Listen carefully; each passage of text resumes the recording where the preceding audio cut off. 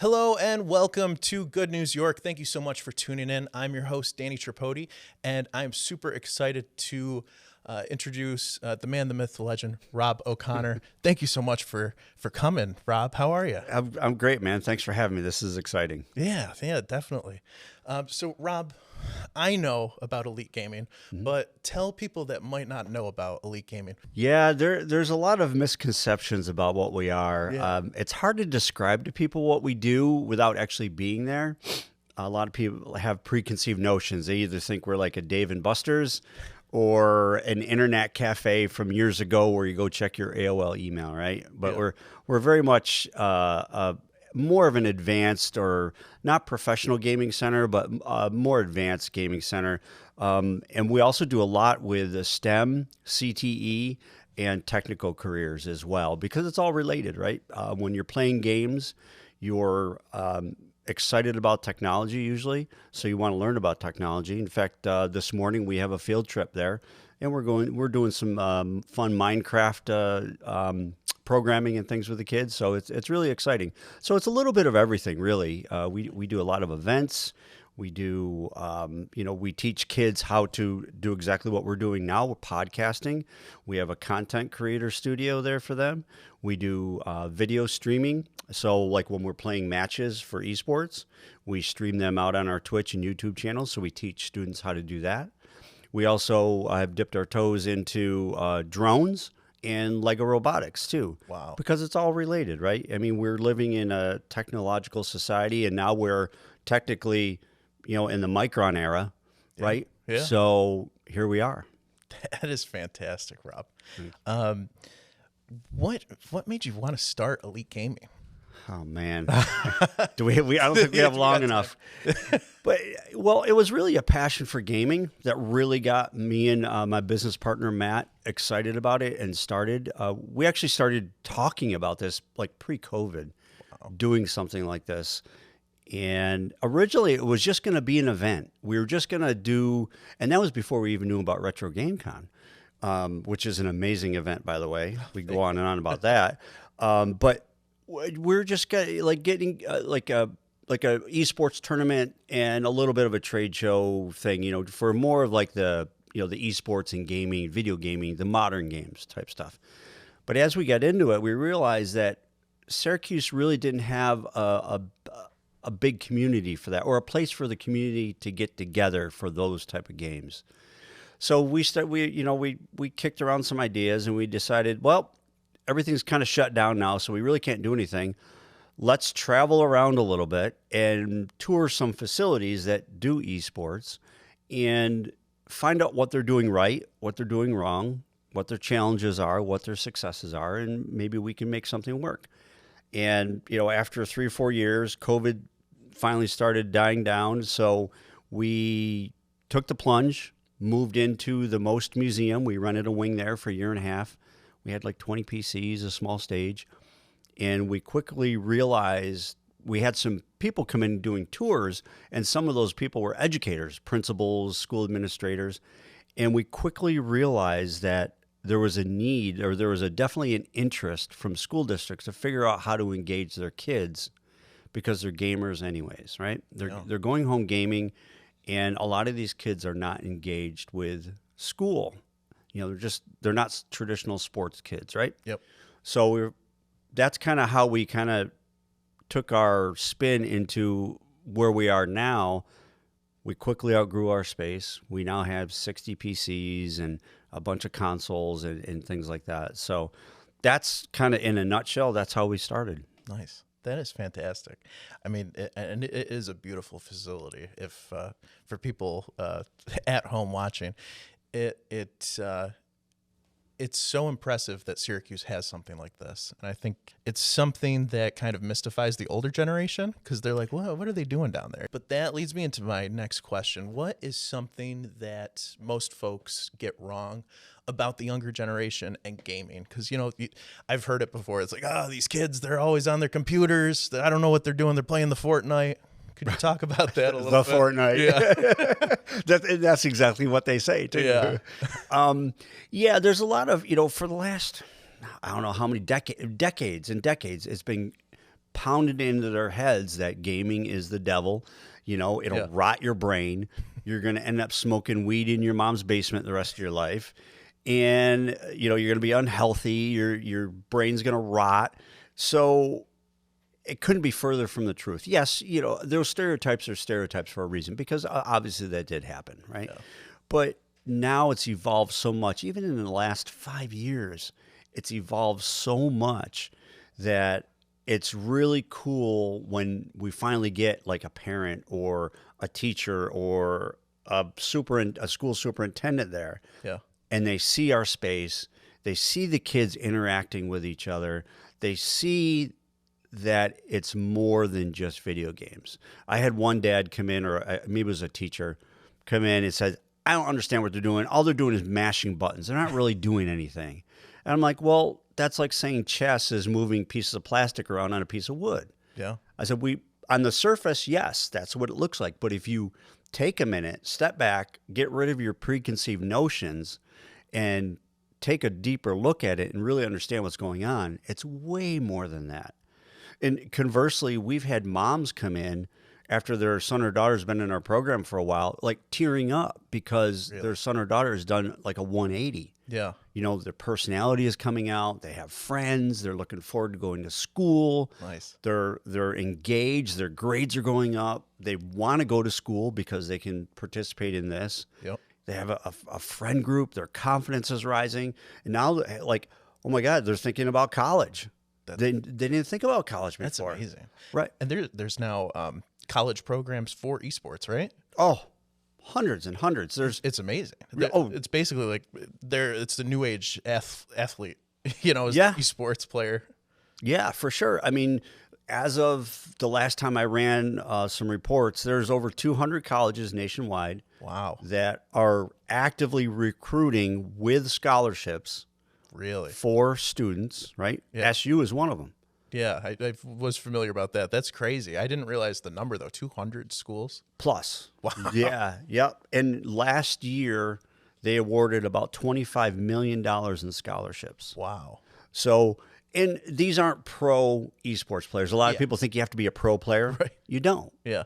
If you do well in high school, you get recruited, you just continue to play in college. You know, you don't have to be a pro that goes to the big multi-million-dollar tournaments and stuff like that. You don't have to be. But that's the exciting part. And what's cool about it is a lot of people think, again, that if you go to school and you play esports, you got to do something. You got to be a computer programmer or a computer science major or whatever. And like, no, you can be a doctor, lawyer, you know, accountant, and still play esports. Yeah, it's just a sport. Yeah, it's just like all the football players up at SU. They're not going to school to be a football coach. Yep. Right. So it's the same sort of thing. But we're noticing the preconceived notions are slowly slipping away.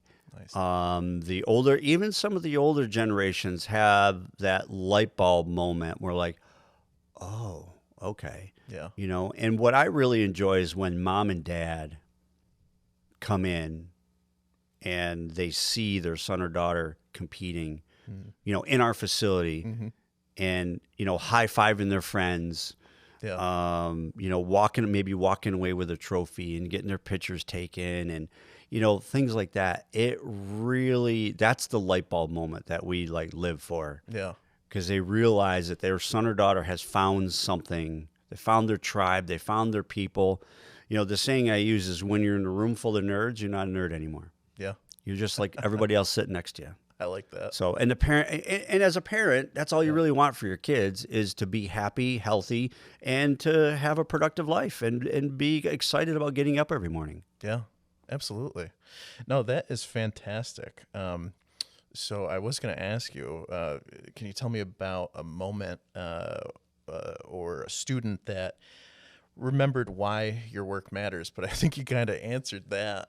If you do, though, is there one that really stuck out to you? There's been actually quite a few, actually, which is exciting to say. Nice. There was one kid, he graduated last year. When he first came to us, when he was a freshman, he didn't go to school the first like 3 weeks of school. Wow.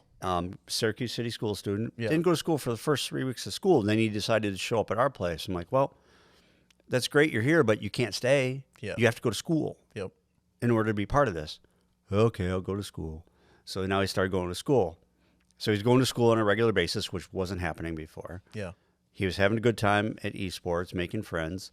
And then we get they have to give us the report cards. Yeah. They can't come unless they have good grades. So his grades weren't great. After a little while, we're like, well, you got to get your grades up, dude. Yeah. You can't. You got to hit the pause button with eSports. Got to get your grades up. Okay, fine. Next semester, his grades were fine. Going to school, came in. He got in trouble one day doing something he shouldn't have done in school. I don't even know what it was. Sorry, dude. You're on probation at school. Can't come in. Yeah. Okay, fine. I won't get in trouble. Whatever. Yeah. So fast forward 4 years, he's now in college for computer science, doing eSports in college. Wow. So That's amazing. it's pretty cool. And like I said, he isn't the only one, but he was kind of like our first one. Yeah. We currently have a Syracuse City School senior being actively recruited by SU Really? to play Super Smash Bros. Nice. And SU currently has the #1 Smash player in North America Really? up there on a full scholarship. Wow. A full scholarship to SU Yep. by playing Smash Bros. Yep. That is amazing. It's crazy, right? Man, my parents, they lied to me. They Right. said, you got to get up. Video games aren't going to pay the bills. Yeah. Man, I'm jealous. That's amazing, though. Yeah. And the other story, I mean, you guys helped change that trajectory of that guy's life. It I'd like to think we helped a little bit. Yeah, I can't take full credit for it, but if we can change a few lives. Yeah. I mean, finding a community, like you were saying, where you don't feel alienated. I'm sure that had to have felt good and reason why he kept coming back, Yeah, I think that's a big part of it. Yeah, because you have common ground with everybody in the room, right? Whether you play Smash or Rocket League or Fortnite or Rivals, you all have some common ground. Yep. You're all there. You're competing against other schools, and they don't just come. A lot of people think that they just come and hang out and play games. That isn't what we do there. It's very structured. We have practices, we have scrimmages, and then we have matches against other high schools. So it's very structured. It's very much like a ball sport structure. Yeah. And we hold them accountable, just like I explained. Yeah. Grades, attendance, discipline. You got to be on point, or else you can't be part of a team. And part of one of our biggest challenges, if I'm being perfectly transparent, is the kids who come to us initially aren't used to being part of a team, right? Gamers aren't, right? Yep. You're at home, usually by yourself, in your room, bedroom, whatever, and you're communicating with people, but you're not used to being in the same room with them and communicating with them and being part of a regular team, right? So that's a different dynamic that a lot of kids aren't used to, but they learn how to do that, right? They learn how to be accountable to their teammates. You're playing Rivals, you have 5 other teammates, right? And usually you play a very specific role, whether you're a tank or whatever. Right. And your team counts on you to be there when you have a match against another school, and they expect you to show up to practices so you know what the other teammates are doing and build your skills together. Yeah. So that's a dynamic that we tend to have to work on quite a bit. But guess what? That's an employable skill that these kids have to learn. Absolutely. Could you talk a little bit more about that? Because, I, being a gamer myself, I have a little bit of a bias towards other video game players because that's something that I know that these younger generation have a lot more of, is being able to communicate with one another, just being a team player from this aspect of esports and like working together to accomplish something or win it at games. Right. Could you talk a little bit about that? Yeah, I mean, it's the communication skills. We've talked to a lot of colleges, SU, Herkimer. We work with those folks. We've talked to a lot of the SUNY schools. Their biggest shortfall they see with high school students coming into college is lack of they're not prepared for that environment, right? Their lack of communication skills. Yeah. their lack of time management, right? Their problem-solving skills, their critical thinking skills, motivation, right? All that stuff is baked into esports. I mean, in any traditional ball sport as well. Yeah. You know, I have two boys, two sons, 28 and 24 now. They're off doing their own thing now. Yep. But my oldest, this is before esports. They're both gamers, by the way. Yep. Grew up gaming with them on my lap. We had tons of fun, Ratchet and Clank and Jack and Dexter and, you know, all those games. And, but in school, my oldest found marching band. Nice. Loved it. Yeah. He started out when he was in 7th grade. All the way through high school, he had a great experience. He learned a lot of life lessons. He learned how to interact with people, how to interact with people you didn't necessarily get along with, right? How to resolve those conflicts and kind of put them aside and focus on the work. Yep. And then my youngest was a soccer and lacrosse kid, so he experienced stuff that way. Yep. But my point is they're both well-rounded young men. At least I think they are. They're doing well. And I think a large part of that is because of what they experienced at school and all those lessons they learned. Yeah. How to be coachable, how to show up on time, how to be ready to work when you show up. You know, those are all skills that unfortunately a lot of the gamer kids aren't exposed to because a lot of high schools and other things don't have those kind of activities for them to do. Yeah. So they're just kind of filtering around, right? They're on the fringes. Esports captures those kids that are just kind of on the fringes. Just my head is full of statistics. Yeah. There in New York State alone, there are between 500,000 and 600,000 students who do not participate in any after-school activity. Really? So that's 500,000 students. Yeah. That do not participate in any school activities. So those are the kids that are not experiencing everything they need to experience to be successful later on, right? They're missing all that, those soft skills. You know, they learn, they're usually pretty good at the technical stuff. Yeah. You know, but all those soft skills, they're kind of missing out on because they're not involved in anything because they go to school sometimes. Yeah. And they get good grades sometimes, and they just kind of do their thing. They're just on the fringes. And honestly, I was one of those kids in school. I didn't play traditional sports, and I had a small friend group. I didn't do much. I went home and rode my bike a lot. You know, that's what we did back then. Yep. But now, because kids go home and play games, they're comfortable there, and that's okay. Yeah. Getting them out of their comfort zone, getting them involved with other people, you know, and learning how to interact with people is a big thing because college, you know, when you go to college, you got to learn that because you're in the mix. You're not in high school anymore. Your professors are not looking over your shoulder saying, no, you need to redo this. You need to redo that. You hand in your paper, you get an F. The professor says, better luck next time. Yep. That's right. It. Yep. Right. And you're responsible on your own. You're in the dorm room. Yep. Your mom isn't shaking you to wake you up. Yeah. You know, the bus is around the corner. Yep. So being involved with stuff like this, and not just esports, any after-school activity, makes kids better students, and they learn employable skills too. I love it. So tell me, what gives you the most hope about the future of what you're building at Elite Gaming?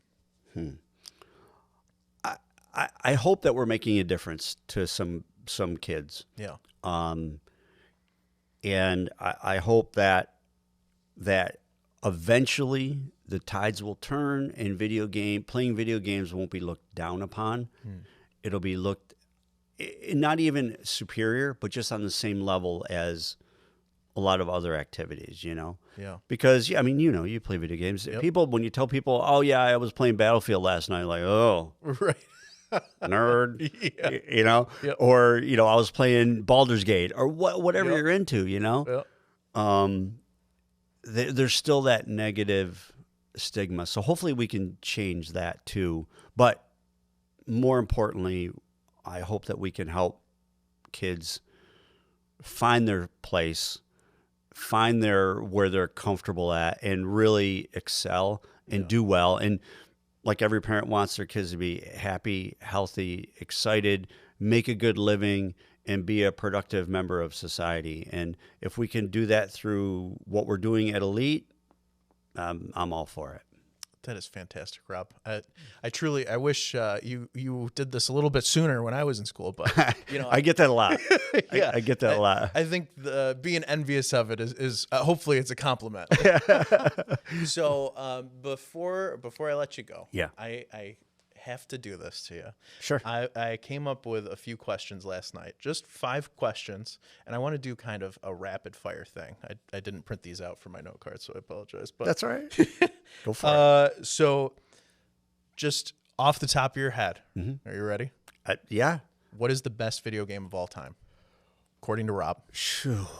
Well, long answer is I have the best memories playing with my boys. Okay. So, and we probably played Sly Cooper. Sly Cooper? Yep. Okay. Love Sly that. Cooper. Yep. In fact, I was just at, I'm getting the name wrong, who's Alex's and Son's place? Oh, Megaton Games. Megaton Games. Yes. I was just there. Yep. Earlier this week, I bought a PS3 disc with all 3 of the Sly Cooper games on it. Nice. And I'm gonna do them again. I love it. Number 2, Xbox, PlayStation, or Nintendo? What do you prefer? I'm a PlayStation guy. PlayStation guy? PlayStation All right. guy. Always have been. I've had a PS1 all the way to now PS5. Really? Yep. I've never, and I have access to PCs, Yeah.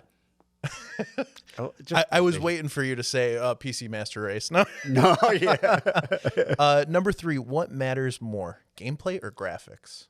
You a gameplay guy, or does it gotta look really pretty? Wow. Graphics grab me first. Yeah. When I'm watching a trailer or a screenshot. Yep. But the gameplay, I think, is more important. I love it. The graphics grab you. Yeah. But if the gameplay is crap, Yeah. I'm on to the next game. Yep. 2 more, Tekken, Mortal Kombat, or Street Fighter? I got to go Street Fighter because I played it in the arcades growing up. Yeah, and on the cabinets, man. So you're an OG. Yeah. I suck at it. I'm horrible at it. My muscle memory is not good at all. I even screw up now when I'm playing Battlefield or whatever. I'll go to reload, but I've got a rocket launcher on my shoulder. So I'm horrible at that stuff because those type of games I'm horrible at. Yeah, I love it. I'm terrible too. It's fine. What game franchise has the most toxic fan base? Oh, jeez. It's a big one. There's 2. Yeah. There's 2 that stand out to me. I want to say Call of Duty. Okay. And Fortnite. Fortnite. Okay. Dude. Yeah. And yeah, it gets a little sweaty. it gets toxic, man. It does, But to back up a little bit too, and part of what we're doing at Elite too, not to get back into that, but absolutely. we teach kids how to be responsible digital citizens. Yeah. So there's no toxicity allowed. It's so important. It is. Yeah. It is. We're slowly changing the culture because now we're actually, another big thing we do is we help school districts start eSports programs. Yeah. We do everything. We go in and they tell us, here's a classroom. Yep. We want an eSports program. We design everything from the floor up. Wow. We sell them the chairs, the desks, the PCs, the consoles, monitors, headsets, gaming mice, whatever. Yep. And then after that, we help them build the program the proper way. Nice. Because there's been a lot of schools that have tried it. They hopped on that trend. Yep. They fell right on their face because they didn't know what they were doing. Yeah. Usually a teacher was kind of voluntold that you're the esports hey, coach. nerd, come over here. Right. That's exactly what happened. Bill, you know Mario Kart, right? Yeah. Right. Yeah. That's exactly what happened. And again, gamers in that generation, the teaching generation, 30s or something like that, they didn't grow up being part of a team again, right? Yep. So they don't know the team dynamics. So that's what we do is we help them get started. We help them be successful. We have support for the teachers, the coaches. Yeah. And we do actually have one-on-one or digital coaching for the students. Really? Yep. And then we have reporting back to the administration, and we really make sure it's successful. The analogy I use with schools is like if they don't have a football program and they decide to start a football program, and you pull up with a truckload of helmets and pads, Yep. and then say you drive off and say good luck. Yep. That's exactly what schools are doing when they buy computer, because you can buy computer equipment anywhere. Yeah. You go to Amazon and buy computers, right? I mean, it's everything afterwards to engage the students and to run a structured program, and that's where they start seeing the benefits. If they're just showing up and playing games like they do at home, what's the point? Right. School administrators kind of lose interest. Yep. Teachers lose interest. They get burnt out, and then the program fizzles out. Next thing you know, the secretary has an Alienware computer on their desk, right?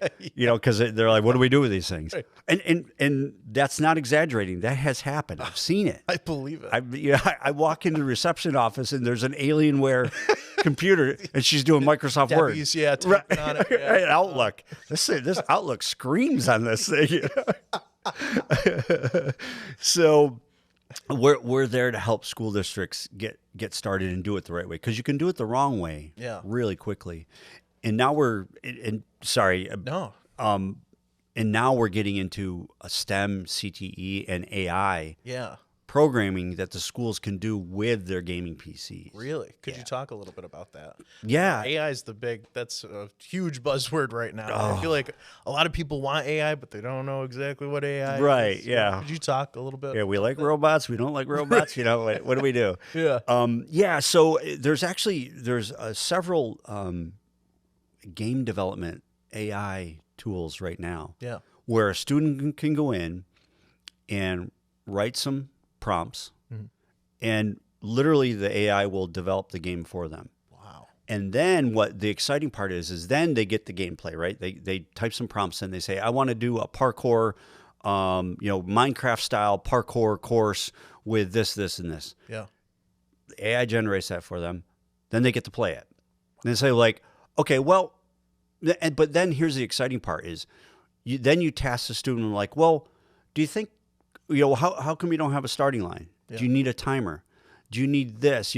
So what the AI does, it takes away all the mundane, Python programming and stuff, but it lets them concentrate on being creative, the gameplay, right? Like we talked about. Yep. Not so much the graphics and the environment. That'll come later. Yep. It's more about the logic and the gameplay, right? Nice. So you're kind of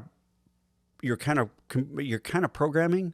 Yeah. You're kind of doing those if-then statements, but you're not actually typing them out. It reminds me of the old typing games that they would train little kids on, like a K through third, you'd have to type out the words. It's like a more advanced version of that. So they're learning those skills without actually thinking about it. Right. That's fantastic. I mean, because realistically, if we want to be perfectly transparent, computer science, computer programmers, those kind of jobs are going to be definitely affected by AI, right? Yep. So if we're being honest, that's the way it is. But they're not predicting that AI is going to be as creative as humans are. Yeah. They're not going to know how other humans want to interact with a game, right? Yep.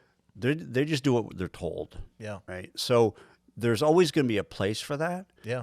So it's more of a AI augmented type thing than just AI doing game development. Yeah. Right. And there's going to need to be a workforce to do that. Yeah. It's just like the analogy. People are really scared of AI, and and rightfully so in some degree. It's valid, but the same thing can be said about when Henry Ford started making cars. It's true. People were petrified of those. Yeah. Horse market went downhill. Right. Literally. Yeah. Right. Yeah. And all this industry around horses, equine. Yep.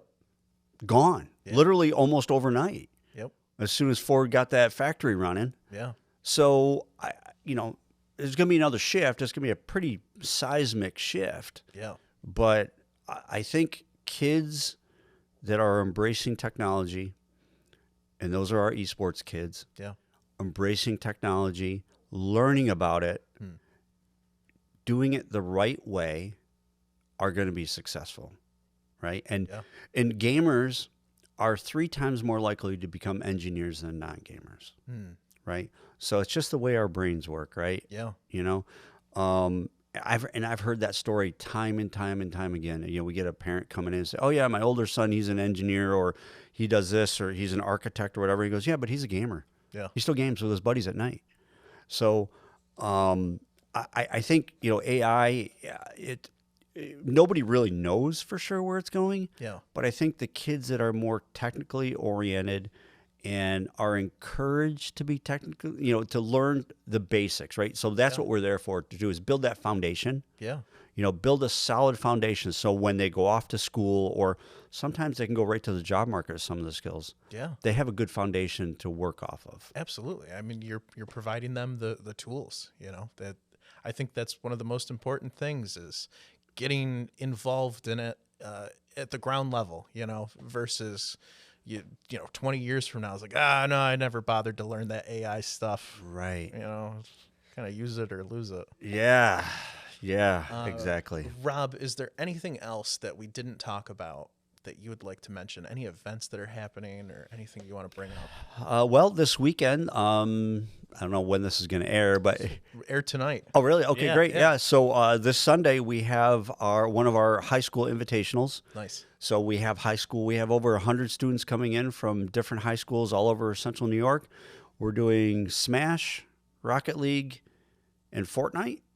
But we also have some teams coming to do some scrimmages for Rivals and maybe Madden, I think, like that too. So it's great to get the kids together. They're competing online in their own school districts. Yep. But it's great to get them together. They can meet each other. They've been playing each other for a little while now. Yeah. They can meet each other, and dude, the friendships are just instant. Oh, I bet. They're absolutely instant. And Yeah. I saw this really cool dynamic a few years ago. We have a Syracuse City School student, in fact, the one that's being recruited by SU, Smash player. And we had a school come from Central Square. Yep. Right? My alma mater, by the way. Nice. Go Red Hawks. And the demographics couldn't be more different. The social economic couldn't be more different. Up in Brewerton, Central Square, there's cows and corn up there. Yeah. Down here, not so much, right? They met each other for the first time. Yeah. Within 5 minutes, they're sitting on the couch, playing Super Smash, talking about characters, having a good time. Instant connection. It's amazing. And I found out later they exchange gamer tags, so now they compete against each other on a regular basis. They play. Nice. So that's what gaming really is, and it's great to see that. And kids on the spectrum tend to gravitate towards gaming. Yep.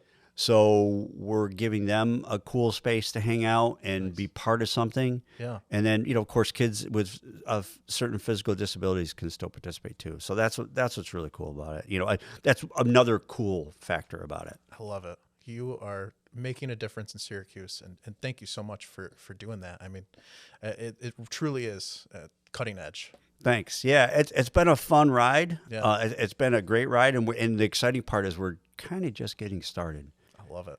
There's so many, like just for instance, high schools that don't have eSports programs.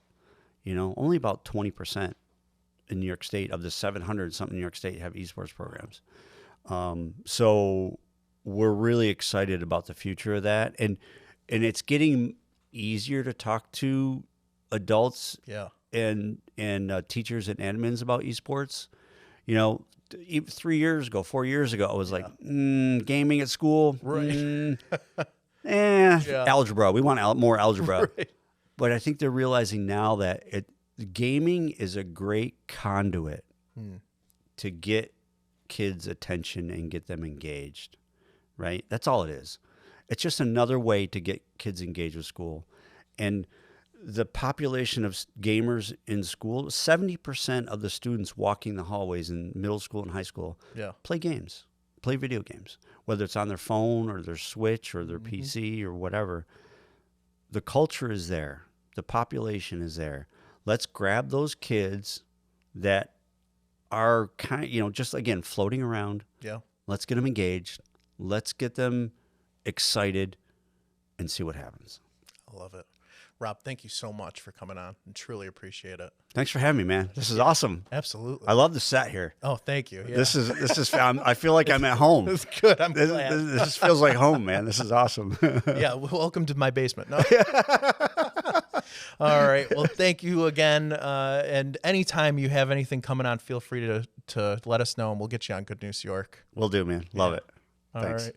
And thank you for tuning in to Good News York. I've been Danny Tripodi, and I'll see you next time.